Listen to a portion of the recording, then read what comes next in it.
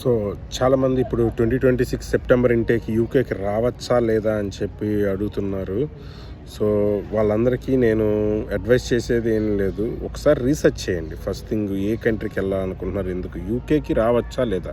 UK కానీ, US కానీ, Germany కానీ, ఆస్ట్రేలియా కానీ, కెనడా కానీ అన్ని చోట్ల obviously there are so many difficulties and ఈ వీసా ఇష్యూస్ గురించి కూడా చాలా టైట్ చేస్తున్నారు అన్ని కంట్రీస్లోనూ. సో వాటిలో మీకు బెస్ట్ ఏంటి? ఫస్ట్ థింగ్, మీకు ఎందుకు రావాలనుకుంటున్నారు యూకేకి? జస్ట్ నేను ఒక అబ్రాడ్లో డిగ్రీ కావాలి, నాకు ఒక అబ్రాడ్ లైఫ్ ఎలా ఉంటుందో చూద్దాము అనుకుంటే యు ఆర్ వెల్కమ్, యూకేకి రావచ్చు, ప్రాబ్లమే లేదు.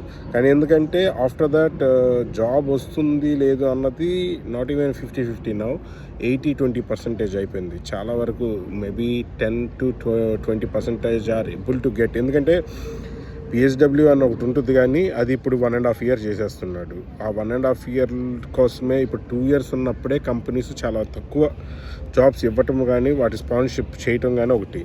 సరే, ఒక 2 years ఉన్నప్పుడు ఏంటంటే మీ ఫీజులు కూడా, ఇప్పుడు నేను వచ్చినప్పుడు ఫీజులు 10-12 లక్షలు ఉండేది అంతే. ఇప్పుడు ఫీజులు ఒక్కొక్క చోట 20 లక్షలు అంట, 25 లక్షలు అంట, 40 లక్షలు స్పెండ్ చేసి యూకేకి ఎలా వచ్చారా బాబు అని చెప్పి నాకు డౌట్ వచ్చింది. సో వాళ్ళందరికీ నేను ఒకటే సజెషన్, మీరు నిజంగా అన్ని లక్షలు పెట్టి చదివేంత వర్త్ యూనివర్సిటీస్ అవుతున్నారా? ఆక్స్ఫర్డ్, కేంబ్రిడ్జ్ అలాంటివి లేదు. ఒక డమ్మీ కాలేజీలు, యూనివర్సిటీలకి అంత ఫీజు కట్టడం అవసరమా? ఇంకోటి ఏంటంటే, ఇక్కడ most of the times universities ఎవడో నిన్ను అడగడు ఏం చదివావు, ఏ డిగ్రీ అని ఇంటర్వ్యూస్లో. సో నువ్వు నార్మల్ కాలేజ్ చదవటం కోసం అయితే ఇలాంటి యూనివర్సిటీస్కి వచ్చి నువ్వు లక్షలు, 25 లక్షలు, 40 లక్షలు కట్టుకోవడం దండగా. ఏదైనా 10-12 లక్షలు ఫీజు ఉన్న యూనివర్సిటీ అయితే ఓకే, బికాజ్ నువ్వు స్పెండ్ చేసే 10 లక్షలు నువ్వు పిహెచ్డబ్ల్యూ టైంలో ఫుల్ టైం చేసుకొని ఏదో విధంగా లాగచ్చు అని చెప్పి అనుకోవచ్చు. ఓకేనా? సో ఈ పాయింట్స్ అన్నది కంప్లీట్గా అర్థం చేసుకోండి.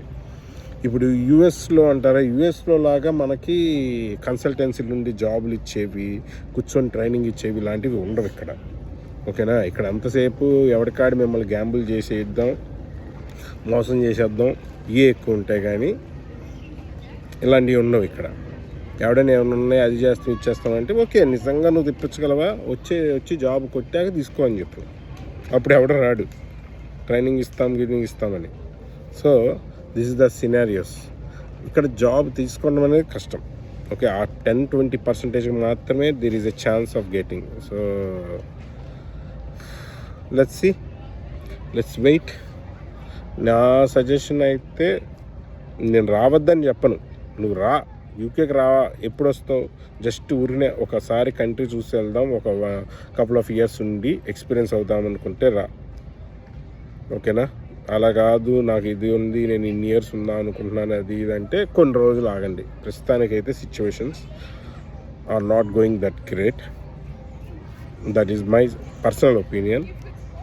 లేదు, నాకు కాన్ఫిడెన్స్ ఉంది, నేను ఎలాగైనా సరే వస్తాను, జాబ్ కొడతాను, నువ్వెవడురా చెప్పేది అనుకుంటే రా. అప్పుడు కూడా రా అనే అంట, తక్కువ ఫీజు ఉన్నది రా. ఊరికి 25 లక్షలు పెట్టి నువ్వు వచ్చే టుమ్రీ కాలేజీలకి 10 లక్షలు, 25 లక్షలు, 40 లక్షలు ఖర్చు పెట్టి అయితే రావాకు. ఓకేనా? So this is my all opinion. ఇంక తర్వాత నీ ఇష్టం.